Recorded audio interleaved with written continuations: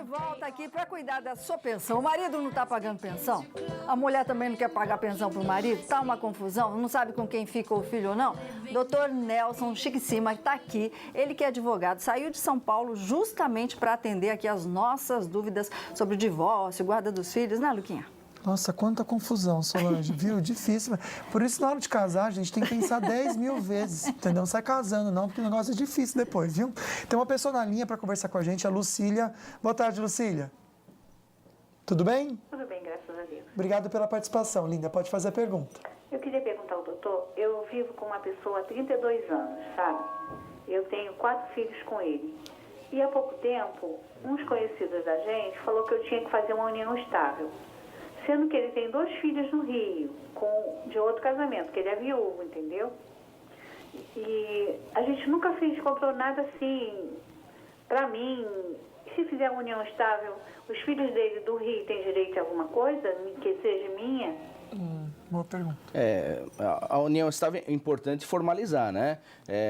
A senhora já vive em união estável, falou 32 anos com essa pessoa, já vive em união estável, tá? De fato. É que se ele morrer, por exemplo, aí a senhora vai ter um dispêndio a mais para entrar com uma ação na justiça, vai às vezes demorar um pouco e tem que comprovar tudo isso. Então, acho que falar para a senhora que é importante formalizar isso. A formalização é feita por um contrato escrito, seja particular ou instrumento público, vai até um cartório de notas e faz essa formalização da união estável, que vive desde aquela época, 32 anos atrás, tá? Para demonstrar tudo que ele comprou no nome dele, ou seja, na constância dessa união, metade é da senhora. A senhora é meeira dele nesse sentido, a não ser que ele coloque outro tipo de regime. Mas como viveu, de fato, o regime é da comunhão parcial. Então, tudo que foi adquirido na constância, a senhora tem direito à metade. Meiação. Agora, lógico, se ele falecer, os filhos deles vão ter direito, não tem jeito, né? É claro. E vai ser dividido em partes iguais, a parte dele. E a senhora ainda concorre com os filhos, né? Se a senhora tem 4 filhos mais 2 dele, a senhora vai entrar e vai concorrer com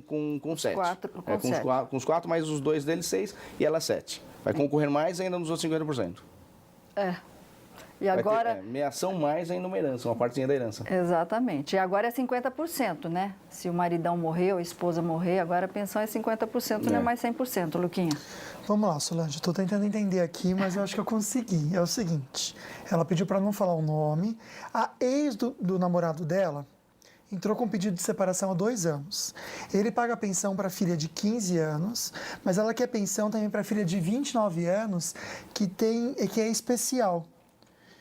Ele já abriu mão da casa para deixar com as meninas e com ela, mas ela quer a pensão. Aí ela foi no fórum para ver o que podia fazer, né, o que estava estipulado, disse que a autora tinha que se apresentar em 48 horas, mas já passou.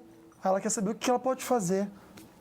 Então precisa ver que tipo de ação foi essa, né, que foi proposta para aparecer em 48 horas, se apresentar em 48 horas. Precisa ver o que seria isso, né? Mas a questão da pensão, e naquela situação que ela fala que ele já deixou, abriu mão do imóvel, dos bens, pô, não tem nada a ver uma coisa com a outra. Não tem, porque pertence. Se deixou, deixou, né? Se a pessoa quis doar para outra, vai fazer o quê? Por isso que eu falo, na hora de separar ou divorciar, cada um tem que ficar com o seu direito, que depois se arrepende.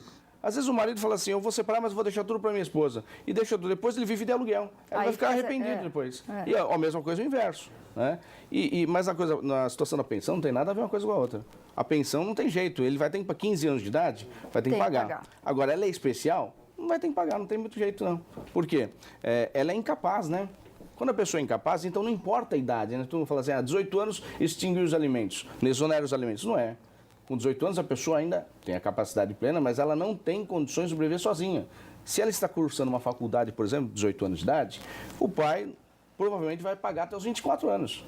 Agora, por exemplo, um pai maior de 60 anos, que também não tem condições de sobrevivência, o filho deve pagar alimentos para ele também. Então, não existe uma idade, né? Depende de cada situação.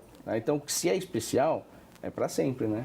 E vale lembrar que no Dia do Seu Direito a gente sempre dá essa orientação para você aí de casa, né? Precisa sempre do acompanhamento de um advogado. O SOL não tem condições de contratar. Defensoria Pública, OAB, as faculdades de Direito podem dar essa orientação para você.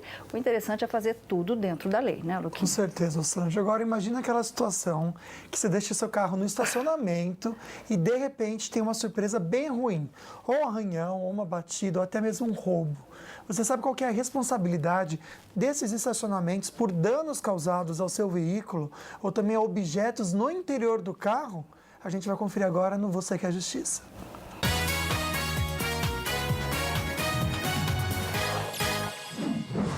Boa tarde, Solange, boa tarde, Lucas, e boa tarde especial a você, nosso amigo que nos acompanha aí na telinha da Band.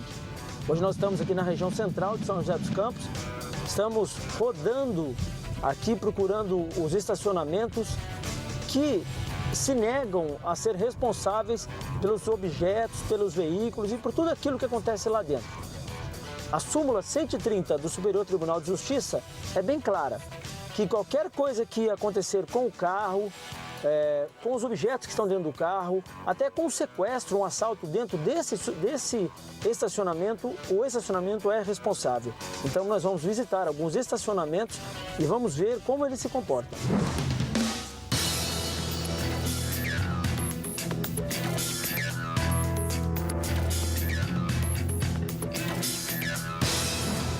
Vocês podem observar que nesse primeiro estacionamento que nós entramos, eles já estão errados. Aqui está bem claro que não são responsáveis por objetos deixados no interior do veículo. Isso é ilegal. A súmula 130 do Superior Tribunal de Justiça deixa bem claro que eles são responsáveis sim, não só por objetos, mas pelos veículos e também por tudo aquilo que acontecer lá.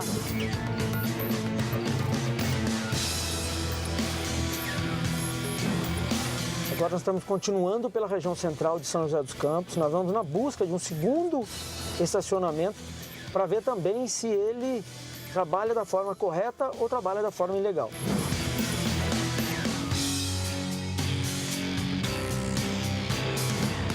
Agora nós estamos saindo do segundo estacionamento aqui na região central de São José com a mesma prática, ou seja, dizendo aqui que não nos responsabilizamos por objetos e valores não declarados e danos mecânicos e elétricos. A questão dos objetos é inquestionável, não só os objetos, mas o furto do veículo e qualquer outro tipo de assalto ou sequestro relâmpago dentro do estacionamento, eles são responsáveis sim, é a responsabilidade do estacionamento. Como nós pudemos observar, hoje nós fomos em 2 estacionamentos aqui na região central e é uma prática comum. Todos eles marcam em seu cupom que não são responsáveis pelos objetos, por furtos ou qualquer tipo outro de dano ao veículo que seja guardado nesse estacionamento. Isso é uma prática ilegal, é o artigo, a súmula 130 do Superior Tribunal de Justiça. Então você, consumidor, fique bem atento. Você tem direito sim. Se você deixar o seu carro no estacionamento e tiver o vidro danificado, qualquer coisa furtada, ou o carro for batido, ou você sequer tenha sido assaltado dentro desse estacionamento, cobre o seu direito como consumidor, exigindo aquilo que diz a súmula 130 do Superior Tribunal de Justiça. E se você também quer justiça, envie tua denúncia para o e-mail cristiano@bandvale.com.br.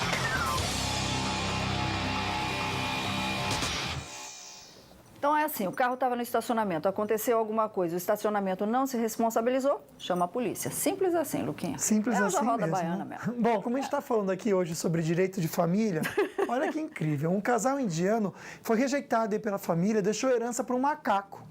Brajesh Shiravastava e também a mulher dele, Shabista, passaram vários anos sozinhos e antes de comprarem o macaco Chunum, em 2005, o casal aí diz que criou um animal como filho mesmo, né?